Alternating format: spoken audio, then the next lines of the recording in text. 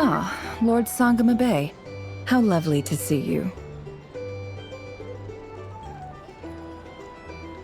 I must thank you for the device you provided. It was an enormous help. Would I be right in thinking that it was developed by the Academia? Why come and ask me when you clearly know already? I mostly came to thank you. That's more like it. A little gratitude goes a long way with Lord Sangamabe. Play your cards right, and you might even stand a chance of becoming my long-term supplier. The chance to work with such a kind and charitable investor as yourself would be a great honor for the Curatorium. Huh? Charitable? Who said anything about charity? First I'm hearing about it. Let's see. The first plot of land you purchased in Nod-Krai, your desert interests, and... Stop! What do you think you're doing? Exposing my investment history! It's nothing to hide from. They're all perfectly legitimate investments. And some of the land you purchased was with the intent of building a sanctuary? Yes, I heard about that too. How did you... You're a curious case, Lord Sangamabe. You don't like people finding out about your good deeds, do you? But I'm afraid no matter how hard you try to keep things under wraps, where there's a will, there's a way. You did it for Sumeru, didn't you? It was empty land that was gonna go to waste otherwise. I figured if I built something there, it might at least get some use in an emergency. Disasters are capricious things. They strike without any warning. I've lost family to a disaster before, and I don't want to lose any friends or business partners if I can help it. My elder sister used to dream of finding a sanctuary. Somewhere with plenty of food, water, and medicine. Where everyone could live happy lives. It was something I looked into, but after discussing things with the Dendro Archon, I decided on a more effective strategy. The tech people handled the tech, and Moneybags provided the Mora. It just made the most sense. It's a pity that so few people know the truth about you. Everyone says that you view everything in terms of Mora, and all you care about is growing your own wealth. So, what's the problem with that? Everyone wants to be rich. It's human nature. So yes, I love Mora, and it's nothing to be ashamed of. But surely you have dreams of your own beyond just making Mora. You don't get it, do you? My dream is to invest in other people's dreams. And, make a nice little slice for myself along the way. Just thinking about it makes me happy. That sweet, sweet sound of Mora. Thank you. For the device? And the pendant. Oh, that. I was just returning a favor. Don't worry about it. Seems like we've both been away from home for a very long time. Yeah. So long that I barely remember what my family even looked like. That would be your mother, father, and sister? Yeah, though it's been years since my sister passed away. It's not like I want to forget them, obviously, but memory can be even more ruthless than the most calculating business person. Beyond a certain point, if something isn't helping you, it just gets rid of it. My sister can't help me now. Slowly but surely, her face is fading from my mind's eye. It's become a vague impression. Not everything will fade. When loved ones pass away, the beautiful memories are the ones that last the longest. Yeah, that's true. If you ask me, that's the one silver lining in all of it. Well, that, plus, I'm sure that life is much better now than it was back then. Oh, absolutely. I have tons of Mora, a big beautiful house, business is booming, and I'm as happy as can be. You've got a lot going for you too. Boss of the Curatorium of Secrets? I'm sure there's plenty of Mora to be made in that line of work. I appreciate the vote of confidence.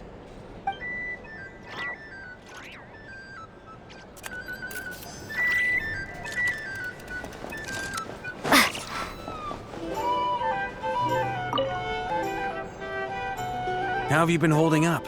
Any adverse reactions? If you start to take a turn for the worse, make sure you tell me right away. You don't need to worry about me, Grandmaster. I'm fine. I mean, I barely did anything, so... What? You're too humble, young man. You played an indispensable role in the battle for Nod-Krai. We can't thank you enough for your support. Sometimes, when people praise you, it's because you deserve it. The best thing is to accept it calmly and with grace. It's important to learn how to respond to words of admiration.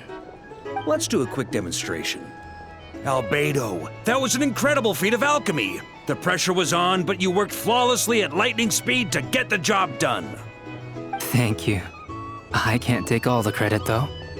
Durin played a big part in forming the alchemical array. See? Did you catch that? A masterclass in how to take a compliment.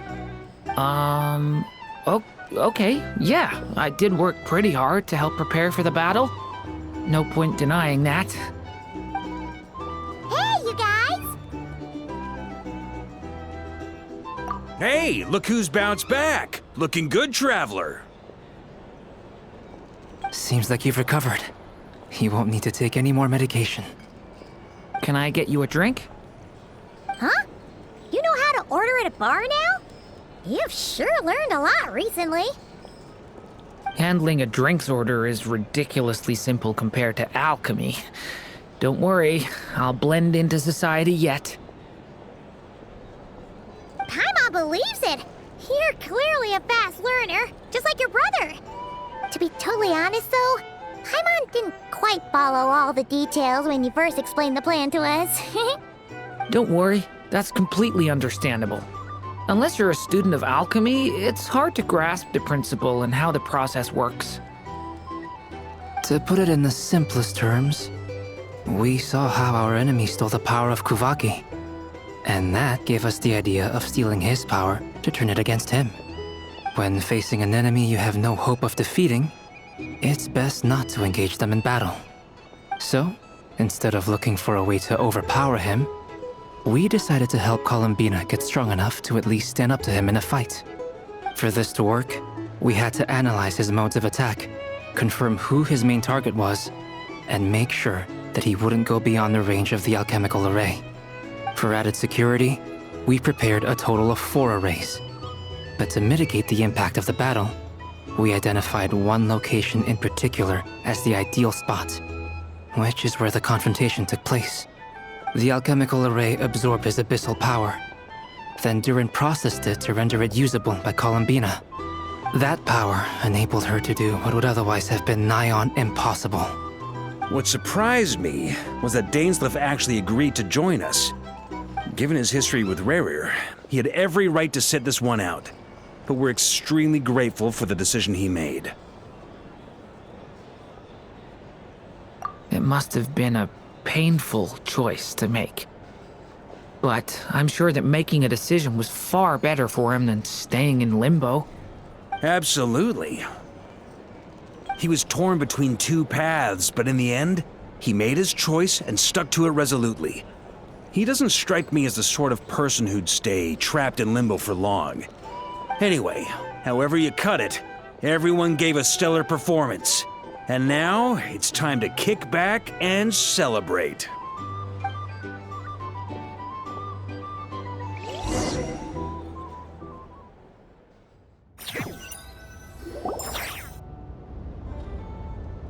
That's the only reason you're here.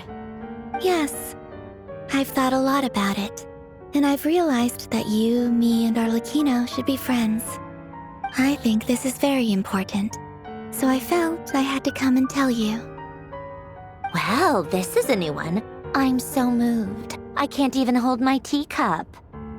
If that's all, you can leave now. Do you not want to be friends with me? Or is it that you prefer being co-workers? What is this, Columbina? Are you deliberately testing my patience threshold?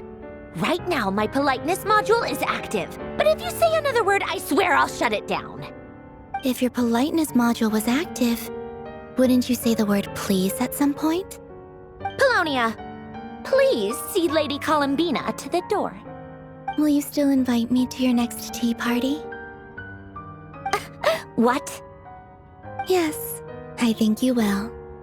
Bye-bye, dear Sandrone.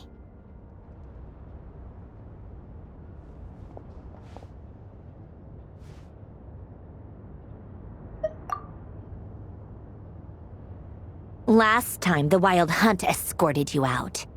Would you rather I handled it myself this time? We just wanted to, see how you were doing now that it's all over. Why? Out of concern for my safety? I hope you didn't seriously think that the Rayhir of Solnari would be able to lay so much as a finger upon me, given how prepared I was. Mostly because you kind of helped us out, so we just wanted to check you were okay. Looks like all your robots are fixed, huh? Oh, don't you worry about that. Tea time is already a write-off. The visitor before you managed to kill my appetite. If you're in the mood for tea, go ahead and help yourself. Otherwise, it's going to waste. My coasters are still missing in action, though. Use this notebook instead. Whoa! Pretty hefty notebook. Look at all those calculations. You can ignore those. They're just dumb scribblings. I doodle and write in my free time. Sometimes I remember the distant dreamlike past. Sometimes I imagine the far-flung future. And other times, I grit my teeth and note down all the crazy nonsense going on in the present. Some people do the crosswords in the newspaper. This is my equivalent of that. Trying to predict the future is like daydreaming, and writing about the present just makes me furious. The past is my favorite. If nothing else, it's already set in stone, so I don't have to rack my brains trying to figure it all out. Huh. Although, having said that, the only vaguely interesting memory in my past is probably that guy they call Lord Artificer. Who else? Pretty much all the mecha and Fontaine are his personal handiwork. Wait, are you saying you know him? Like, personally? As a friend? I mean, I guess we were friendly enough. Yep. In fact, I'm probably the only normal person left who knew him at all. We used to chat occasionally back when he was still around. Before he passed away, he asked me to destroy all his manuscripts. I honored his request, but I did read through everything first before destroying them. I mean, I couldn't let the genius of Lord Artificer Alain Guillotin disappear like that. Would have been such a waste. So, that's where the formulas in your notebook are from? I just told you, those are my equivalent of crossword puzzles. They're just dumb formulas that I solve for fun when I'm bored. Alain's work was like epic poetry. The formulas in my notebook are just silly little riddles in comparison. Not that there's anything bad about them. I mean, at least, solving those riddles isn't going to hurt anyone. Except me, 'cause I lose a few brain cells in the process. Anyway, while we're on the topic, I might as well tell you about what happened to him and his friends. Alain Guillotin had two close buddies, Renee and Jacob. They spent their childhood years together in the Narzissenkreuz Institute. They were all quite competitive, so there was some rivalry between them, but it was a friendly rivalry. But beneath the friendship and the rivalry ran something deeper, a sense of nostalgia for the past. Unfortunately, childhood would end.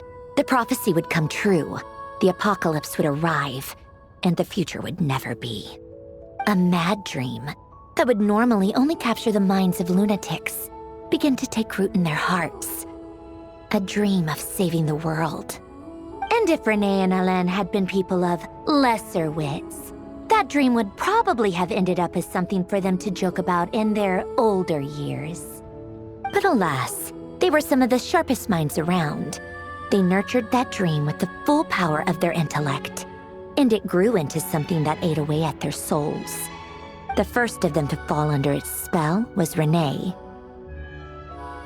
Against Alain's wishes, He persisted in experimenting on a mutual friend of theirs to try and save their life. Alain did not approve and parted ways with Renee. It's complicated. Alain wanted to believe that Renee only did what he did for the sake of their friendship. But when he told me about what happened, I could tell he still had some suspicions about Renee's motives. Perhaps the seed that would grow into a nightmare had already sprouted in Renee's mind. Even then, the next time they met, Renee's soul had been completely engulfed by the dream of salvation. His futile attempt to change the tide of fate only resulted in a wave that swallowed up the world, even before the apocalypse came. And although that wave died down eventually, I hear that it just recently came back with a vengeance. As I understand, Renee wanted to live out his dream of salvation once more. But I'm told that the attempted resurgence finally died out for good. At long last, Renee awoke from his deluded dream. Though of course by then it was far too late. What do you think of Renee? Do you admire his transcendent genius? His view that any price was worth paying to achieve the lofty goal of saving the world? Or do you despise him? Dismiss him as an evil madman who wrought havoc on the lives of everyone around him as he pursued his delusional dream? Same difference, really. Just a matter of perspective. What a cop-out. But I suspect you'd have a more incisive and insightful answer if we dug into it further.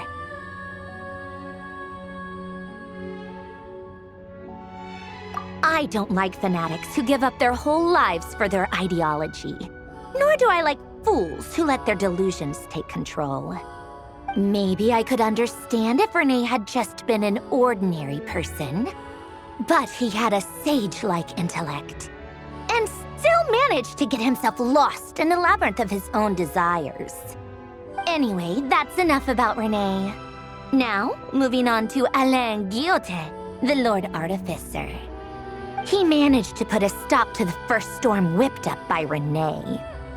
But after that, Alain lost his friends and family.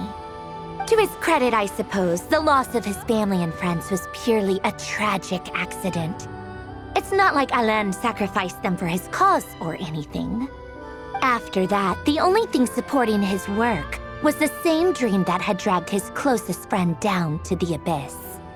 But although the desire to save Fontaine drove him to found the Fontaine Research Institute, Alain continued to reject any form of transcendental knowledge or power. He was suspicious and fearful of it, having seen the way it had affected his closest friend. I think that formulas and machines derived solely from human intellect were the only thing that gave him a sense of spiritual comfort. Yet Alain's intellect was simply too great. It barely left him space to breathe in his lifetime. Once he realized that the end of his life was approaching, he finally accepted the truth. The Nod-Krai Institute needed someone, and a human being, to see its story through to the end. He quit working on his formulas, trading them in for the fairy tales that had played such a formative role in his childhood, but which he barely touched in his adult life. He told me that the director of the Nod-Krai Institute used to read those fairy tales to the children as bedtime stories. Apparently, they worked wonders at sending kids off to sleep. I think that all he wanted at that time in his life was to be able to sleep deeply without being plagued by depression. By that point, nothing else really mattered. At the very end, he laid down to rest in the ruins of the former Nod-Krai Institute orphanage, while the Fontaine Research Institute he had founded continued tirelessly with its work. Many years after that, tensions over competing dreams would once again cause a rift, this time between members of the Fontaine Research Institute. But the actions of those fools had nothing at all to do with Alain. And that is the story of two people from the Nod-Krai Institute who both wanted to save the world. One went all in on his fantasy of salvation without ever looking back. and ended up calmly sinking to the bottom of the deepest sea. The other sought desperately to burn bright in his life, even though he wasn't sure where he was going. I do sometimes wonder, why is it that people like them have such grand hopes of saving the world?